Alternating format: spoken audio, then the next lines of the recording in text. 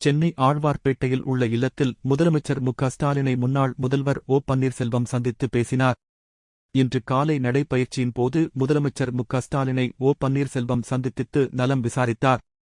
இதனிடையே பிரதமர் மோடியை சந்திக்க ஓ. பன்னீர்செல்வம் பலமுறை அனுமதி கேட்டும் அதனை பாஜக தரப்பு மறுத்துவிட்டது. இந்நிலையில் பாஜக என்டிஏ கூட்டணியிலிருந்து ஓ. பன்னீர்செல்வம் அணி விலகுவதாக அறிவிப்பு வெளியிட்டது. பாஜக கூட்டணியிலிருந்து ஓ. பன்னீர்செல்வம் அணி வெளியேறிய நிலையில் தமிழ்நாடு முதலமைச்சரும் திமுக தலைவருமான மு.க.ஸ்டாலினை சந்தித்து பேசி வருகிறார்.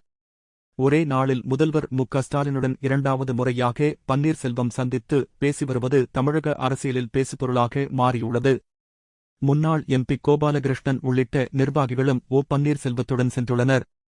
இதற்கு முன்பாக முதலமைச்சர் மு.க.ஸ்டாலினை சந்தித்து பிரேமலதா விஜயகாந்த் மற்றும் எல்.கே. சுதேஷ் நலம் விசாரித்திருந்தனர். காலையில் தேமுதிக பொதுச் செயலாளர் பிரேமலதா முதலமைச்சரை சந்தித்த நிலையில் தற்போது ஓபிஎஸ் சந்தித்துள்ளார். மாற்று அணியில் இருப்பவர்கள் அடுத்தடுத்து முதலமைச்சரை சந்திப்பதால் அரசியல் வட்டாரத்தில் பரபரப்பை ஏற்படுத்தியுள்ளது.